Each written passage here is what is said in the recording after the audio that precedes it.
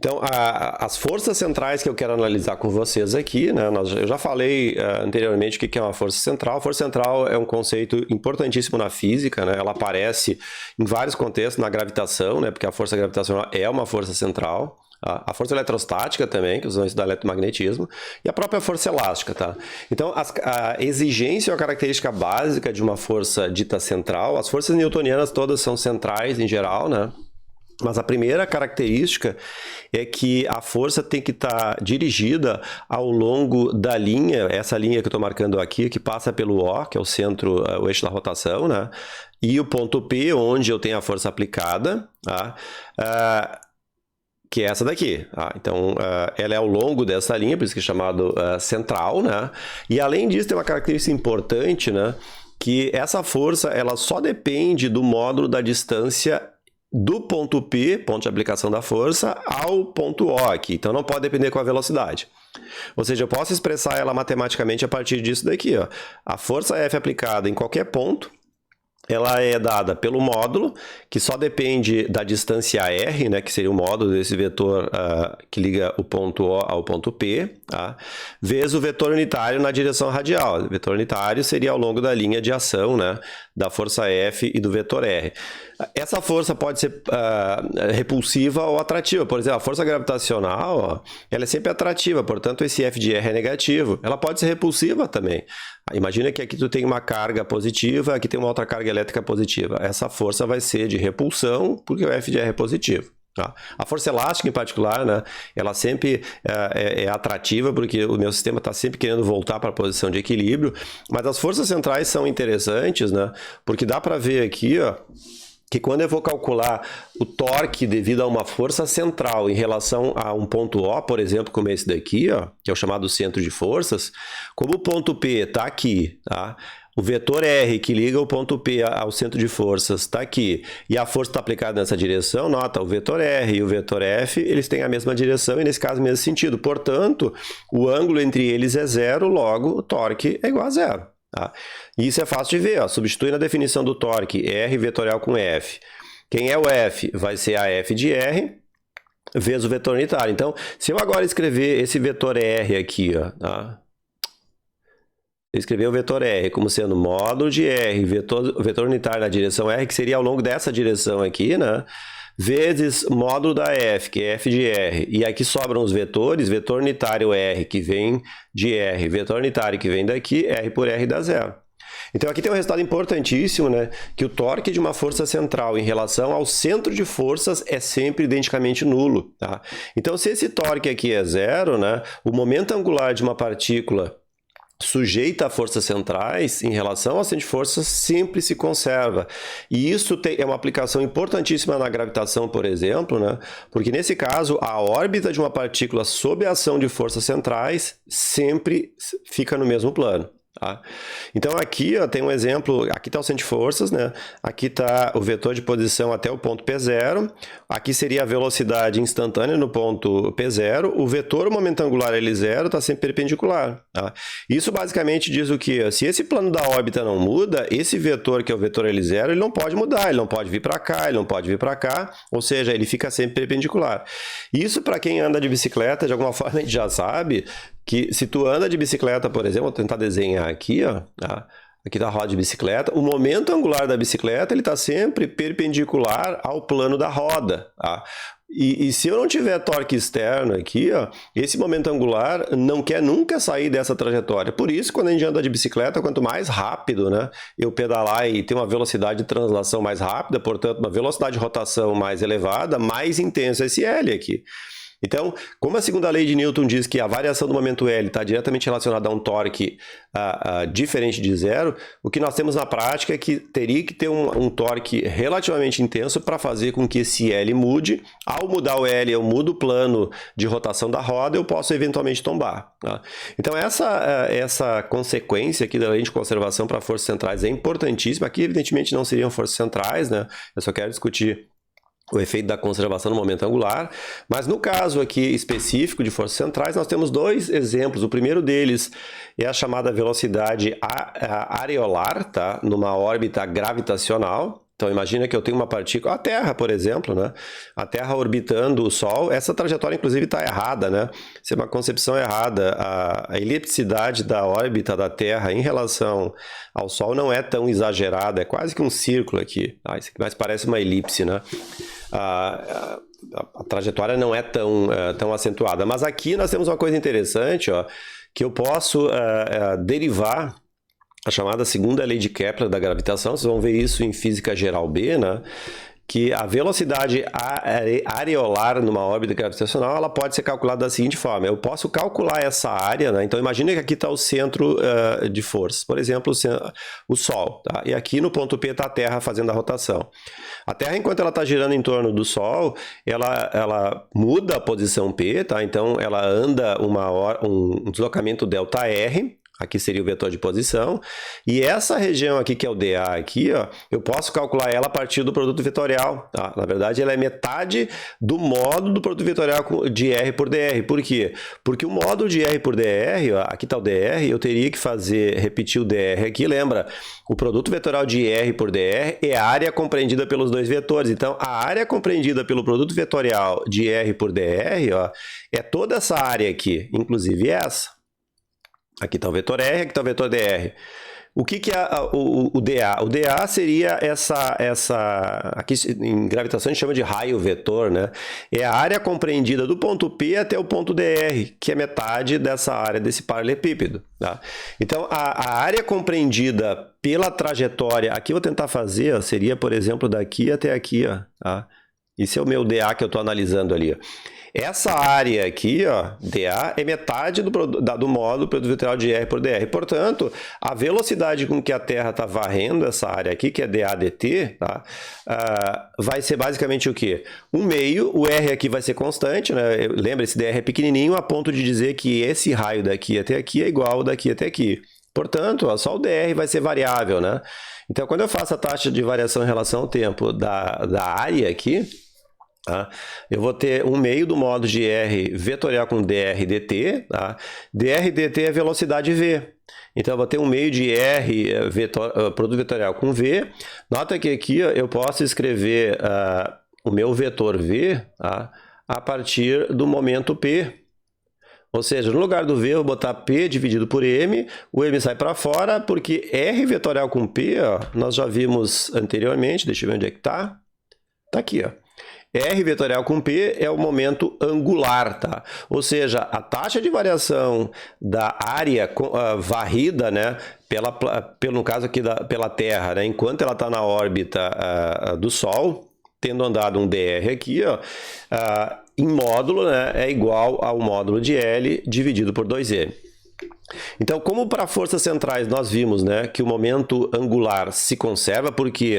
Porque a força que faz com que a Terra mude a direção do vetor velocidade é uma força gravitacional que aponta ao longo desta linha, né, a linha que une a Terra e o centro do Sol. Tá? Além disso, ela só depende, a força, né, do quadrado da distância, tá? 1 sobre, né, o quadrado da distância entre a Terra e o Sol, a força. Tá? Portanto, o vetor de posição que liga a Terra nesse ponto com o Sol está aqui. A força está nessa direção, é central. Logo, esse L aqui se conserva. Portanto, essa velocidade dA dt se conserva. Então, a chamada velocidade areolar, que é dA dt, ela é constante. E isso foi proposto por Kepler, né? Johannes Kepler, um dos que trabalharam nas chamadas leis da gravitação, a chamada segunda lei da gravitação, e aqui tem um possível enunciado para ela, né? O raio vetor que liga a partícula ao centro de forças, que liga a Terra ao centro de forças, descreve áreas iguais, tá? dA dt em tempos iguais, tá? Então, dA dt é constante, portanto, o dA é o mesmo para o mesmo intervalo de tempo ΔT. Tá? Então, aqui, inclusive, se vocês pegarem o módulo de L, né, já que o módulo de L é R vetorial P, ó, o L vai ser massa da Terra, raio R, esse RP, ó, é o raio do Sol até essa posição aqui é chamada de periélio, né? Que seria a posição em que a Terra está mais próxima do Sol, nessa figura exagerada. Então, a velocidade nesse ponto aqui, ó, é a velocidade no chamado periélio. Tá? Como ele é constante, tá? vai ser a mesma aqui também, o módulo de L, né? Quando eu estiver no ponto mais distante da órbita, que é o chamado afélio, tá? Que o raio é R de A e a velocidade é V de A, nós temos a velocidade V de A que é no afélio. Se eu agora igualar essas duas, repara, eu tenho essa relação importante que me diz que a velocidade no periélio, ou seja, quando a Terra se aproxima do Sol, a velocidade é maior. Então, aqui é a maior velocidade possível, enquanto que quando eu estiver no afélio, ela vai ser a menor possível. Então, isso é uma das aplicações das chamadas torque para forças centrais com conservação do momento angular. O segundo exemplo que eu quero discutir com vocês é um exemplo que eu tenho um disco de massa m, né? E esse disco de massa m está descrevendo uma órbita circular, né? Em torno de um ponto O. Imagine que essa é uma mesa sem... Não pode ter atrito aqui, tá? Então, eu dei uma velocidade inicial a essa massa m, só que essa massa m aqui, ó, ela está presa a um cabo, uma corda, por exemplo, que passa no meio da mesa por um furo. Tá? Embaixo da mesa aqui, ó, tem uma pessoa, que sou eu, né, que pode aplicar uma força. Que na verdade essa é a força responsável, né, por movimento circular, porque senão ele vai seguir em linha reta, né? E essa força claramente é uma força central. Tá? Por quê? Porque o eixo de rotação é o ponto O e a força de tração que eu estou aplicando aqui, ela está ao longo do fio, tá? Que se chega nesse ponto aqui, ó, ele puxa a partícula, né, nessa direção. Então, de novo, ó, vetor R, que liga o ponto O, que é o centro de rotação, até a massa M nessa direção, força no sentido contrário. Tá? Isso é que a gente chama de força centrípeta. Tá? Então, a força centrípeta que faz com que o vetor velocidade, né, mude de direção enquanto ele executa o movimento de rotação, ela é do tipo centrípeta, radial, que eu sei calcular. Massa, velocidade ao quadrado sobre R, modo de V, né? E aqui o que eu quero, qual o problema proposto, né?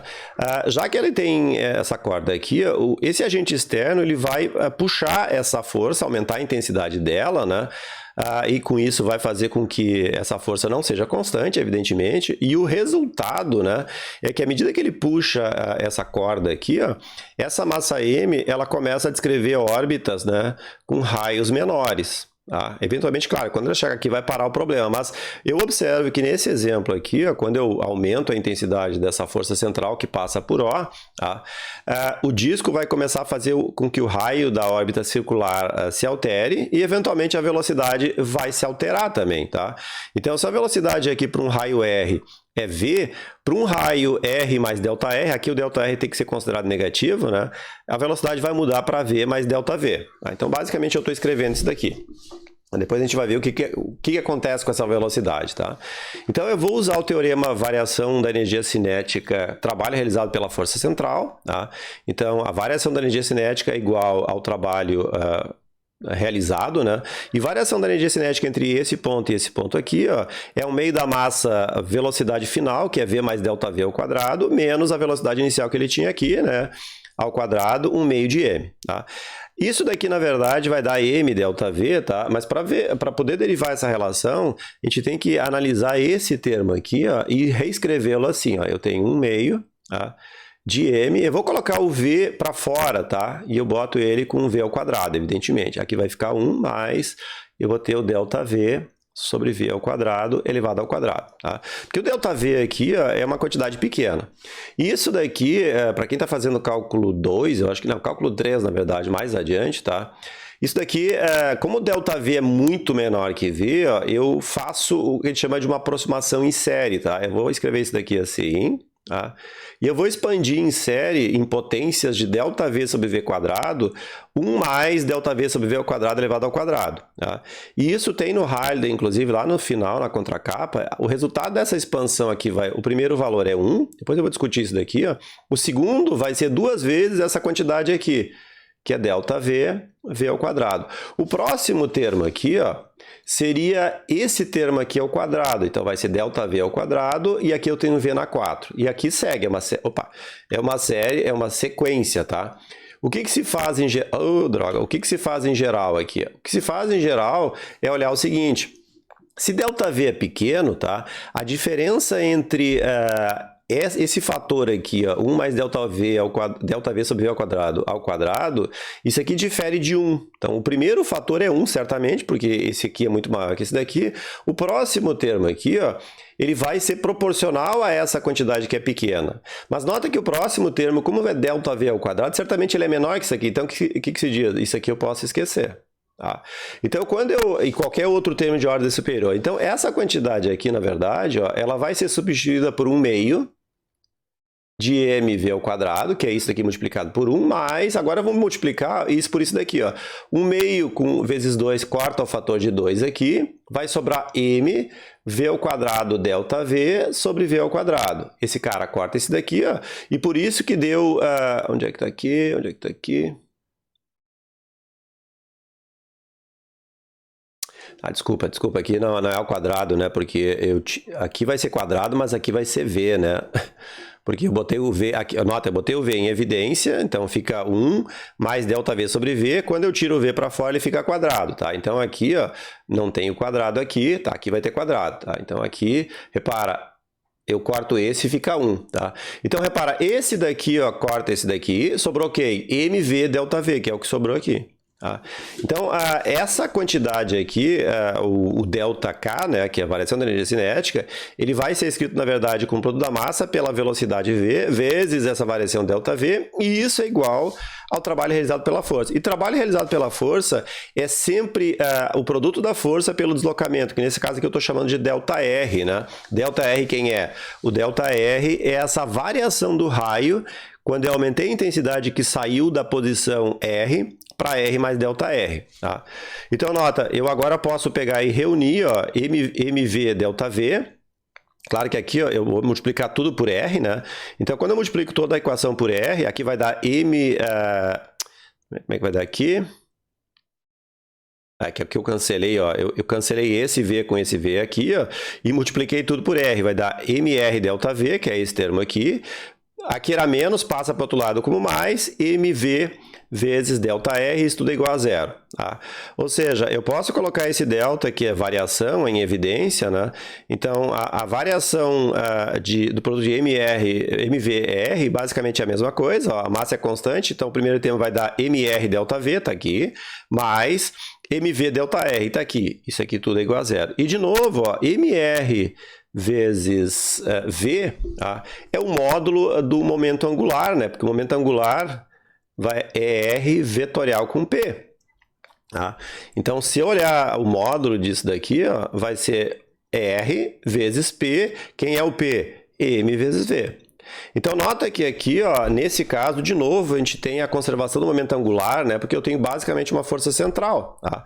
Quando eu puxo essa força F, aumentando a intensidade, fazendo com que o raio da órbita diminua, eu tenho basicamente o momento angular L sendo conservado. Então, aqui nós podemos interpretar o que está acontecendo facilmente. Se eu agora escrever esse L, né, que seria o momento angular associado a esse problema, tá, em termos da velocidade angular ômega, porque ele está fazendo uma rotação, tá, e a velocidade angular ômega, tá, ela se relaciona com a velocidade tangencial a partir dessa relação, o produto de ômega por R, ou seja, o momento angular também pode ser escrito como a massa da partícula, o raio, né, ao quadrado vezes o ômega, e essa quantidade aqui, ó, mr quadrado, a gente chama de momento de inércia I, tá? Da partícula, porque é uma partícula, em relação ao ponto O. Tá? E o momento de inércia, como eu já falei algumas vezes, tá? Ele leva em consideração não só a massa, como por exemplo o caso da translação, né? Na translação, o momento linear só me interessa a massa em quilogramas e a velocidade linear. No caso da rotação, a massa também é importante, mas nota que aqui também é importante, ó, a distância ao quadrado da massa em relação ao ponto em torno do qual eu estou definindo o momento de inércia, porque o momento de inércia é definido em relação a um ponto. A massa não, né? A massa é definida pelo valor em quilogramas, por exemplo, do objeto. O momento de inércia pode variar. A massa inercial não. O momento de inércia, se eu mudar o ponto em relação ao qual eu vou calcular ele, tá? Ele muda, porque no cálculo ou na definição do momento de inércia entra essa distância r ao quadrado. Mas a gente pode dizer que o momento de inércia e na rotação, ele desempenha um papel análogo à massa inercial na translação. Então, se meu I é mr2, nota como é que fica o momento, momento angular da partícula em relação ao ponto O? É o momento de inércia I vezes uma velocidade. Que velocidade é essa? A velocidade angular. De novo, olha a similaridade. Ó. Momento linear da translação, momento angular da rotação. Velocidade linear da translação, velocidade angular da rotação. Massa inercial na translação, momento de inércia na rotação. Tá?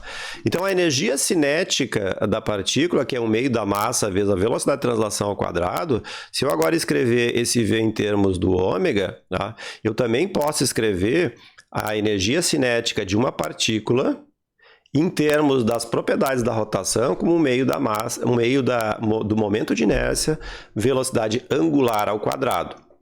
Então, isso a gente vai usar bastante, né, quando eu definir, por exemplo, corpo rígido. E daqui vem a explicação do que está acontecendo, né, por isso que é mais fácil interpretar aqui, ó, tá? Em termos do momento angular, escrito em termos de I, né, momento de inércia vezes velocidade angular, onde I, né, para essa partícula é mr2. O que é a conservação do momento angular nesse caso? Quando eu puxo essa partícula aqui, o cabo, né, aumentando a intensidade da força, eu observo que a partícula vai fazer raios cada vez menores, tá? Então, eu diminuo o R, tá? Diminuindo o R, a massa não muda, tá? Eu diminuo o momento de inércia, mas o L tem que se manter constante. E como o L é o produto de I para o ômega, se ao puxar a força, aumentar a força F, fazendo com que o raio diminua, diminuindo o momento de inércia, eu preciso aumentar o ômega. Então, o que eu observo? Eu observo que à medida que eu puxo isso e a partícula começa a descrever órbitas com raios menores, a velocidade de translação, aqui é o V aqui, né? E o ômega começa a aumentar. Então, como esse produto I ômega, que é o momento angular, tem que se manter constante, ao puxar o disco para o centro, tu diminui R, diminuindo I por consequência, ou seja, eu preciso aumentar a velocidade angular, né? Consequentemente, a velocidade tangencial, né? Porque elas são diretamente proporcionais, para manter o momento angular constante. Esse é o mesmo efeito que a gente observa, por exemplo, em patinadores no gelo, né? Quando ele quer aumentar a velocidade de giro dele. Então, se ele começa a girar e quer aumentar a velocidade de giro, o que ele faz? Ao invés de deixar os braços estendidos aqui, né, ele faz o quê? Ele coloca os braços para cá, ó. Porque ao colocar os braços para cima, ele diminui o momento de inércia, tá? E por que eu falo patinador no gelo? Porque não tem força externa aplicada, então o momento angular dele se conserva. Então, se ele quer aumentar a velocidade de giro, ao invés de pegar e distribuir a massa dele longe em relação ao eixo de rotação que está aqui, ó, abrindo os braços, ele faz o quê? Ele estica os braços na direção do eixo de rotação, diminuindo o momento de inércia dele. Como o L tem que se manter constante, né? O que ele faz? Qual é o efeito? A velocidade de giro dele aumenta. Se ele quer frear, o que ele faz? O efeito contrário. Ele abre os braços, que daí ele aumenta o momento de inércia, para que o momento angular se permaneça constante, a velocidade de giro tem que diminuir. Então, esses são exemplos de aplicação, né, das leis de conservação na rotação, que podem ser explicadas de várias formas, né? E aqui um caso, ou uma possibilidade, é analisar a partir do momento angular.